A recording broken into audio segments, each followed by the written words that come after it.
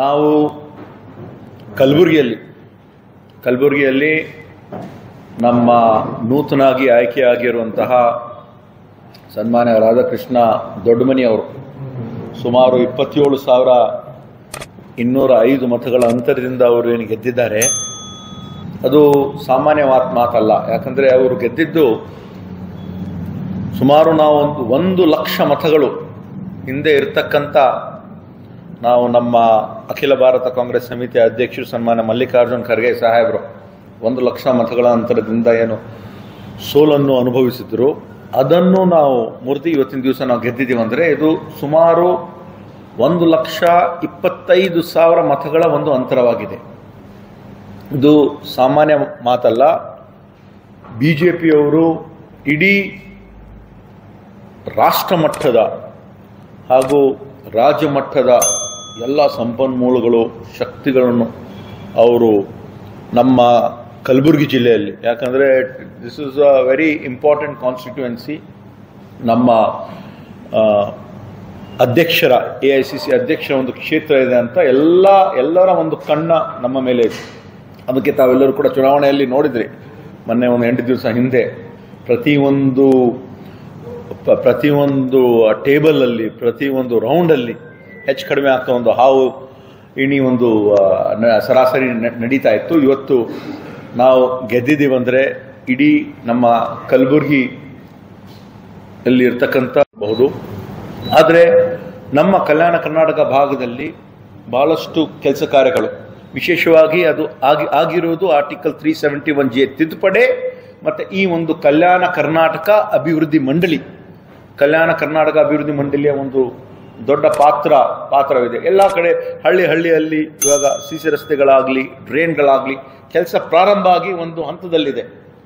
ಜನನು ಕೂಡ ನೋಡ್ತಾ ಇದ್ದಾರೆ, ಈ ಹೊಸ ಸರ್ಕಾರ ಬಂದಿದೆ, ಕೆಲಸ ಕಾರ್ಯಗಳು ಕೂಡ ಆಗ್ತಾ ಇದೆ. ಅಂದರೆ ಅದು ವಿಶೇಷವಾಗಿ ಈ ಒಂದು ಆರ್ಟಿಕಲ್ 371J ತಿದ್ದುಪಡಿ ಆಗಿದೆ ಅಂದರೆ ಸನ್ಮಾನ್ಯ ಮಲ್ಲಿಕಾರ್ಜುನ್ ಖರ್ಗೆ ಸಾಹೇಬರಿಗೆ, ದಿವಂಗತ ಧರ್ಮಸಿಂಗ್ ಸಾಹೇಬರಿಗೆ ಮತ್ತು ಇದು ಸರಿಯಾಗಿ ರೀತಿಯಿಂದ ಅನುಷ್ಠಾನ ಆಗಿರೋದು ನಮ್ಮ ಮಾನ್ಯ ಮುಖ್ಯಮಂತ್ರಿಗಳಾಗಿರುವಂಥ ಸನ್ಮಾನ್ಯ ಸಿದ್ದರಾಮಯ್ಯ ಅವರು, ಉಪಮುಖ್ಯಮಂತ್ರಿಗಳಿಗೂ ಎಲ್ಲರಿಗೂ ಕೂಡ ನಾನು ಧನ್ಯವಾದಗಳನ್ನು ಹೇಳಲು ಇಷ್ಟಪಡುತ್ತೇನೆ. ಮತ್ತು ಅದರ ಜೊತೆಯಾಗಿ ನಾವು ಈ ಒಂದು ಎಲ್ಲ ಗ್ಯಾರಂಟಿ ಯೋಜನೆಗಳು, ನಾವು ಕೊಟ್ಟಿರುವಂತಹ ಗ್ಯಾರಂಟಿ ಯೋಜನೆಗಳು ಭಾಳಷ್ಟು ಕಡೆ ನಾವು ಪತ್ರಿಕಾ ಮಾಧ್ಯಮದಲ್ಲಿ ಎಲ್ಲ ಕಡೆ ನಾವು ನೋಡಿದ್ದೀವಿ.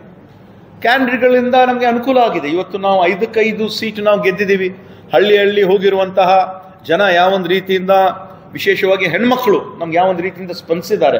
ಅವ್ರು ಸಿಕ್ಕಿರುವಂಥ ಪ್ರತಿ ತಿಂಗಳಕ್ಕೆ 2,000 ರೂಪಾಯಿ ಆಗಲಿ, ಮತ್ತು ಉಚಿತವಾಗಿ ಬಸ್ ಪ್ರಯಾಣ ಆಗಲಿ, 5 kgಯಿಂದ 10 kg ಅಕ್ಕಿ ಸಿಗ್ತಕ್ಕಂಥ ಒಂದು ವಿಷಯ ಆಗಿರಬಹುದು, 200 ಯೂನಿಟ್ ಉಚಿತವಾಗಿ ವಿದ್ಯುತ್ ಸಿಗ್ತಾ ಇರಬಹುದು, ಮತ್ತು ಯುವಕರಿಗೆ ನಾವು ಏನು ಪ್ರಾರಂಭ ಮಾಡಿದ್ವಿ ಸುಮಾರು 5,29,000 ಯುವಕರು ಏನು ನೋಂದಣಿ ಮಾಡ್ಕೊಂಡಿದ್ದಾರೆ. ಒಂದು ಯುವ ನಿಧಿ ಅಂತ ಕಾರ್ಯಕ್ರಮ ಆಗಿರಬಹುದು. ಎಲ್ಲ ಜನ ಒಂದು ಅರ್ಥ ಆಗಿದೆ. ಯಾಕಂದರೆ ನಮ್ಮ ಕಲ್ಯಾಣ ಕರ್ನಾಟಕ ಅಭಿವೃದ್ಧಿ ಮಂಡಳಿ ವತಿಯಿಂದ ನಾವು ಮಾಡ್ತಕ್ಕಂಥ ಒಂದು ಅಕ್ಷರಾವಿಷ್ಕಾರ ಕಾರ್ಯಕ್ರಮ ಆಗಿರ್ಬೋದು, ಆರೋಗ್ಯ ಆವಿಷ್ಕಾರ ಕಾರ್ಯಕ್ರಮಗಳಾಗಿರ್ಬೋದು, ಉದ್ಯೋಗ ಆವಿಷ್ಕಾರ ಕಾರ್ಯಕ್ರಮಗಳಾಗಿರ್ಬೋದು, ಮಿನಿ ವಿಧಾನಸೌಧ ಮಾಡ್ತಕ್ಕಂಥ ಅದೆಲ್ಲ ಪ್ರಾರಂಭ ಆಗಿದೆ. ಯಾಕಂದರೆ ಅಭಿವೃದ್ಧಿ ಅಂದರೆ ಒಂದು ನಿರಂತರವಾದ ಒಂದು ಪ್ರಕ್ರಿಯೆ, ಒಂದೇ ಸತಿ ಆಗ್ತಕ್ಕಂಥ ಕೆಲಸ ಇಲ್ಲ, ಸತತವಾಗಿ ನಡೆದಿರುವಂತಹ.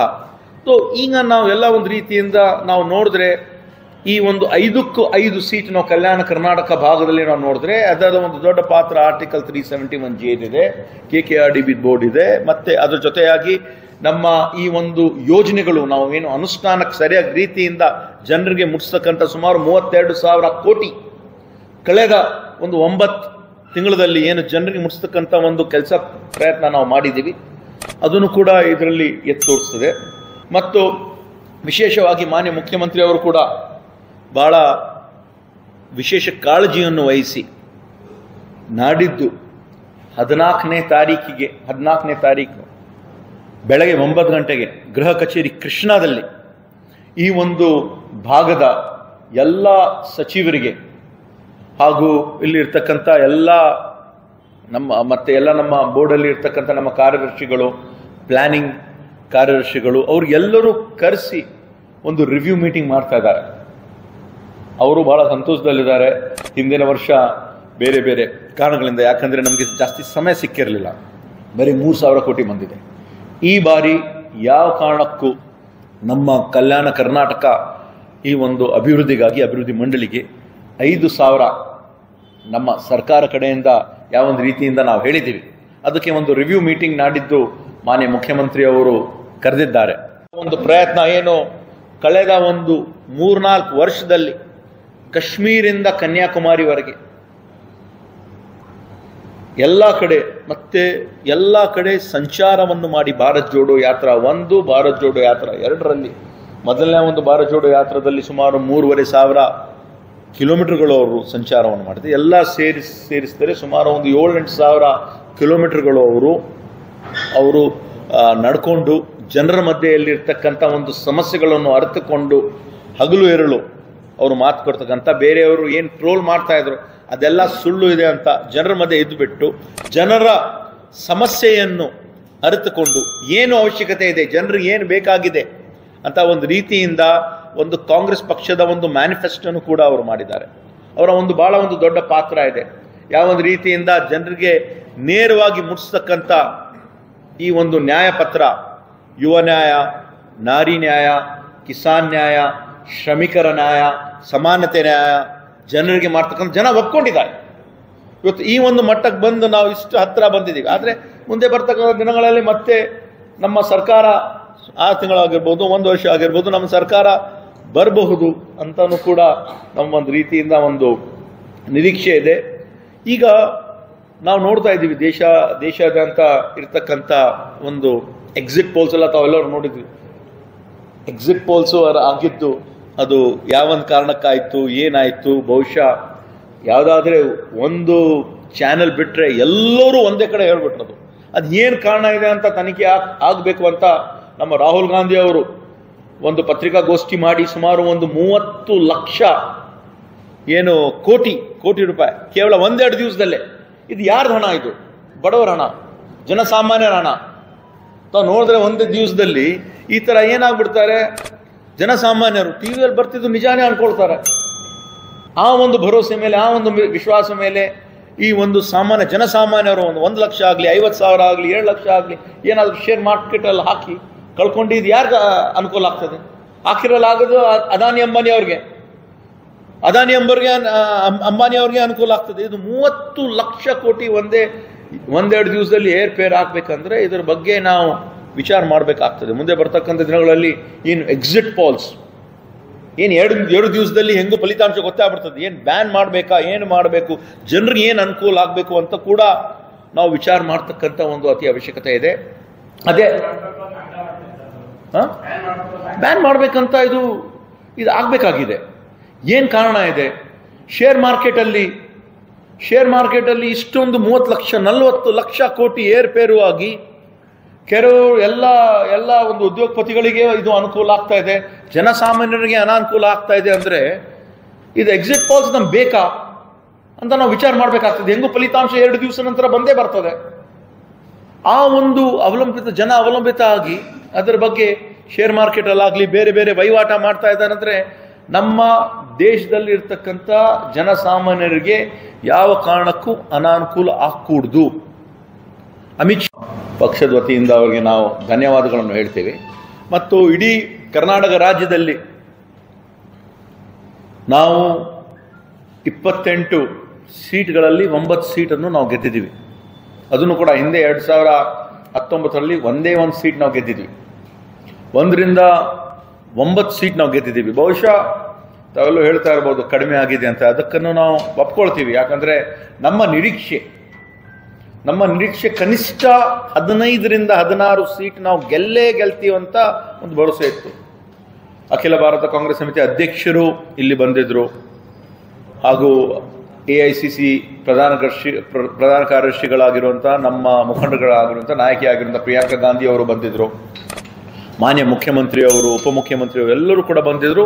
ಇಡೀ ಕಲ್ಯಾಣ ಕರ್ನಾಟಕ ಭಾಗದಲ್ಲಿ ಇಲ್ಲಿ ಎಲ್ಲ ಕಡೆ ಇರ್ತಕ್ಕಂಥ ಒಂದು ಸಂಚಲನ ಏನಿತ್ತು, ಜನ ಒಂದು ಸ್ಪಂದನೆ ಏನಿತ್ತು, ಮತ್ತು ನಾವು ಕೊಟ್ಟಿರುವಂಥ ಒಂದು ಗ್ಯಾರಂಟಿ ಹಳ್ಳಿಯಲ್ಲಿ ಇರ್ತಕ್ಕಂಥ ಇದ್ರೆ ನಾವು ಕನಿಷ್ಠ ಒಂದು 15ರಿಂದ 16 ಸೀಟು ನಾವು ಗೆಲ್ತೀವಿ ಅಂತ ಇತ್ತು. ಆದರೆ ನಾವು ಇವತ್ತು 9 ಸೀಟನ್ನು ನಾವು ಗೆದ್ದಿದ್ದೀವಿ.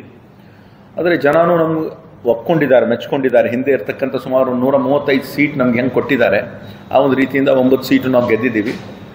ಮತ್ತು ವಿಶೇಷವಾಗಿ ಇಡೀ ಕಲ್ಯಾಣ ಕರ್ನಾಟಕ ನಾವು 9ರಲ್ಲಿ 5 ನಾವು ಗೆದ್ದಿದ್ದು ಕಲ್ಯಾಣ ಕರ್ನಾಟಕದಲ್ಲಿ. ಇದು ಸಣ್ಣ ಮಾತಲ್ಲ. ಇದು ಇಡೀ ನಮ್ಮ ಈ ಒಂದು ಭಾಗದಲ್ಲಿ, ಕಲ್ಯಾಣ ಕರ್ನಾಟಕ ಭಾಗದಲ್ಲಿ ಇರ್ತಕ್ಕಂಥ 1,12,00,000 ಜನಸಂಖ್ಯೆ ಏನಿದೆ, ಎಲ್ಲ 7 ಜಿಲ್ಲೆಯಲ್ಲಿ 5 ಲೋಕಸಭಾ ಕ್ಷೇತ್ರಗಳಲ್ಲಿ ಎಲ್ಲ ಕಡೆ ಕಾಂಗ್ರೆಸ್ ಮಯ ಆಗಿದೆ. ಕಾಂಗ್ರೆಸ್ ಮಯ ಆಗಿದೆ, ಬಿಜೆಪಿ ಮಾಯ ಆಗಿದೆ ಅಂತ ಈಗಾಗಲೇ ನಾವು ಕೂಡ ಕೇಳಿದ್ದೀವಿ. ಬಿಜೆಪಿ ಎಲ್ಲೂ ಕೂಡ ನಾವು ನೋಡ್ತಾ ಇದ್ದೀವಿ, ಇದು ಎಂದೂ ಆಗಿರಲಿಲ್ಲ.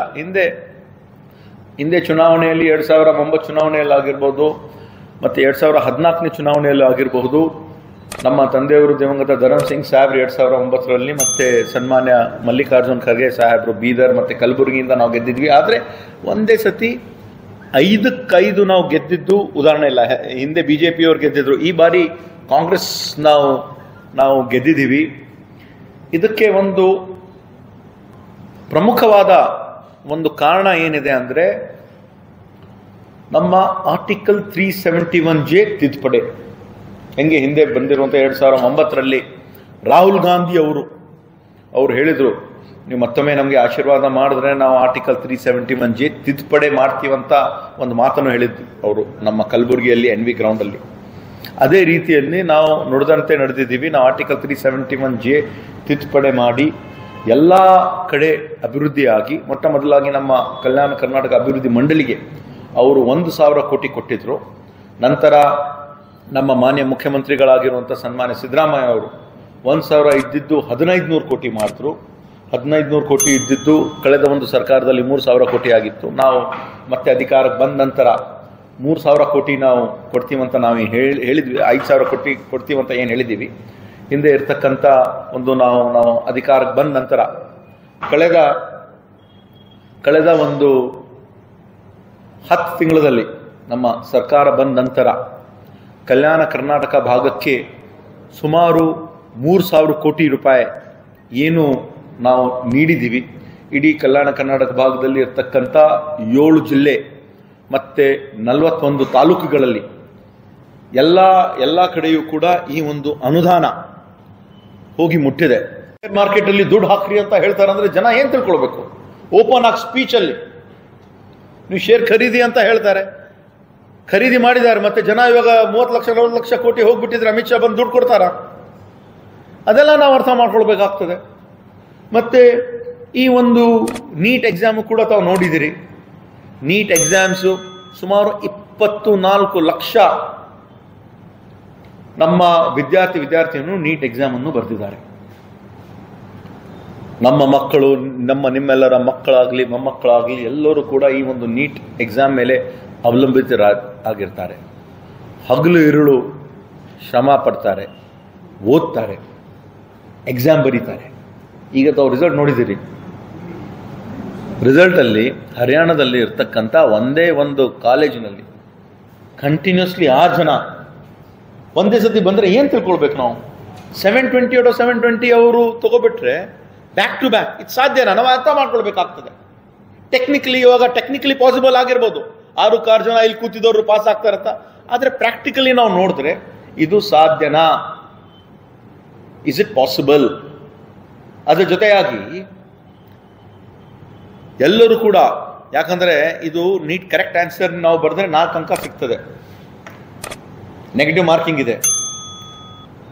ಏನಾದರೂ ರಾಂಗ್ ಆನ್ಸರ್ ಬರೆದ್ರೆ -1 ಆಗ್ತದೆ, 5 ಹೋಗ್ಬೇಕು. ಯಾರಿಗಾದ್ರೆ ಸಿಗಬೇಕಂದ್ರೆ 720 ಇಂದ 1 ತಪ್ಪು ಮಾಡಿದ್ರು 715 ಆಗ್ತದೆ. ಒಪ್ಕೊಳ್ತೀರಾ? 715 718 719 ಹೆಂಗೆ ಬರೋದು? ಅದಕ್ಕೆ ಅವರು ನಾವು ಗ್ರೇಸ್ ಮಾರ್ಕ್ಸ್ ಕೊಟ್ಟಿದ್ದೀವಿ ಮುಚ್ಕೊಳ್ಳೋಕ್ಕೆ, ಪತ್ರಿಕೆ ಸೋರಿಕೆ ಆಗಿಲ್ಲ ಅಂತ ಅದೆಲ್ಲ ಕತೆ ಹೇಳ್ತಾರೆ. ಇದೂ ನಾವೆಲ್ಲ ಕಡೆ ನಾವು ಹೇಳಿದ್ವಿ ಮರುಪರೀಕ್ಷೆ ಆಗಬೇಕು. ಒಂದೇ ಕಡೆ ಸುಮಾರು 67 ಜನ ಏನು ಫಸ್ಟ್ ರ್ಯಾಂಕ್ ಅಂತ ತಗೊಂಡಿದ್ದಾರೆ. ಬಹುಶಃ ಎಲ್ಲರೂ ಸೇರಿ ಏಮ್ಸಲ್ಲೇ ಅಪ್ಲೈ ಮಾಡಿದ್ದಾರೆ. ಇದ್ದಿದ್ದೆ 40 ಸೀಟು. ಯಾವ ಆಧಾರದ ಮೇಲೆ 67ರಲ್ಲಿ ಫಸ್ಟ್ ರ್ಯಾಂಕ್ ಬಂದಿದ್ದವ್ರು 40ಕ್ಕೆ ಕೊಡೋಕ್ಕಾಗ್ತದೆ? ಇದೂ ಒಂದು ಬಹಳ ದೊಡ್ಡ ಹಗರಣ. ನಾವು ಈ ಒಂದು ರೀತಿಯಿಂದ ನಾವೆಲ್ಲ ರೀತಿಯಿಂದ ನಾವು ತಿಳ್ಕೊಳ್ಬೇಕಾಗ್ತದೆ.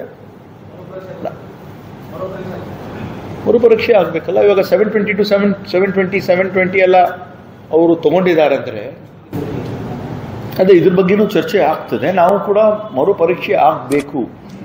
ಪ್ರೀವಿಯಸ್ ಸಿಇಟಿ ಏನಾದರೂ ಡಿಮ್ಯಾಂಡ್ ಮಾಡಿದ್ದಾರೆ ಸರ್? ಸಿಇಟಿ ಇತ್ತಲ್ಲ ಮುಂಚೆ, ಕಂಟಿನ್ಯೂಷನ್ ಏನಾದರೂ ಡಿಮ್ಯಾಂಡ್ ಮಾಡಿದ್ದಾರೆ? ನೋಡೋಣ, ಇದ್ರ ಬಗ್ಗೆ ನಾವು ಆ್ಯಕ್ಚುಲಿ ಸರಿಯಾದ ರೀತಿಯಿಂದ ಚರ್ಚೆ ಮಾಡಿ ಜನರಿಗೆ ಏನು ಅನುಕೂಲ ಆಗ್ತದೆ ಆ ಒಂದು ರೀತಿಯಿಂದ ನಾವು ಮಾಡ್ತೀವಿ.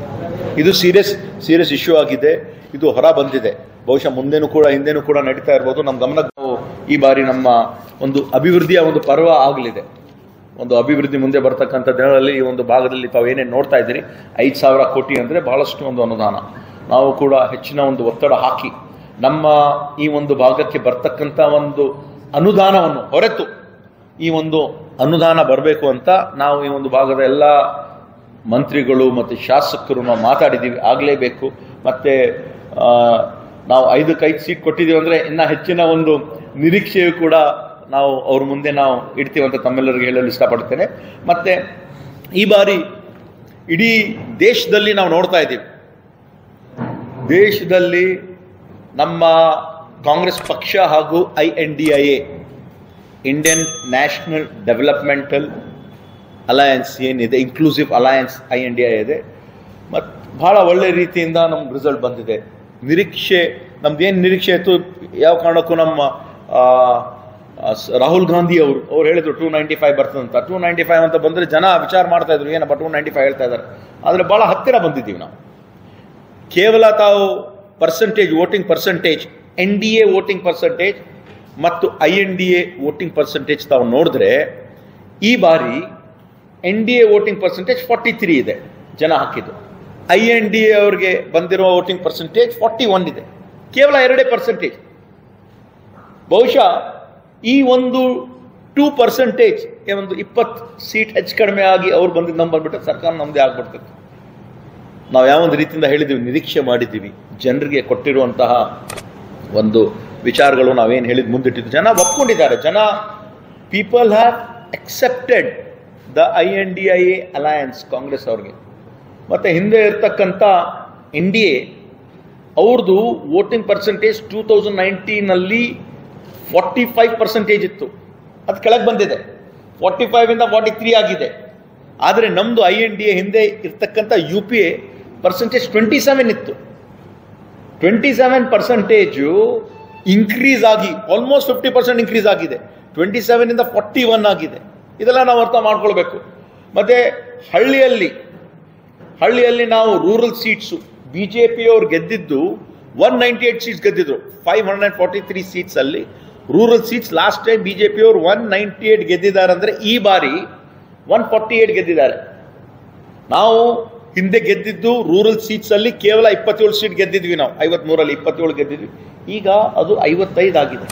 ಇದೆಲ್ಲ ನಾವು ನೋಡ್ತಾ ಇದ್ರೆ ಒಂದು ಕಡೆ ಜನ ಸನ್ಮಾನ್ಯ ರಾಹುಲ್ ಗಾಂಧಿ ಅವರ ಒಂದು ನಾಯಕತ್ವವನ್ನು ಒಪ್ಕೊಂಡಿದ್ದಾರೆ. ನಮ್ಮ ಅಖಿಲ ಭಾರತ ಕಾಂಗ್ರೆಸ್ ಸಮಿತಿ ಅಧ್ಯಕ್ಷರಾಗಿರುವಂತಹ ಸನ್ಮಾನ್ಯ ಮಲ್ಲಿಕಾರ್ಜುನ್ ಖರ್ಗೆ ಸಾಹೇಬರ ಒಂದು ನಾಯಕತ್ವವನ್ನು ಶ್ರೀಮತಿ ಸೋನಿಯಾ ಗಾಂಧಿ ಅವರ, ಪ್ರಿಯಾಂಕಾ ಗಾಂಧಿ ಅವರ, ನಮ್ಮ ಕಾಂಗ್ರೆಸ್ ಪಕ್ಷದ ಒಂದು INDIA ಅಲಯನ್ಸ್ ಏನಿದೆ ಅದೆಲ್ಲವನ್ನು ಒಪ್ಕೊಂಡಿದ್ದಾರೆ. ನಾವು ತಮ್ಮೆಲ್ಲರ ಮುಖಾಂತರ ಬಹುಶಃ ಇನ್ನೂ ಒಂದು 2-3 ದಿವಸದಲ್ಲಿ ತಮ್ಮ ನಿರ್ಧಾರವನ್ನು ಪ್ರಕಟ ಮಾಡ್ತಾರೆ. ರಾಹುಲ್ ಗಾಂಧಿ ಅವರು ಈ ಒಂದು ಲೀಡರ್ ಆಫ್ ಅಪೋಸಿಷನ್ ಹುದ್ದೆಯನ್ನು ಅಲಂಕರಿಸಬೇಕು.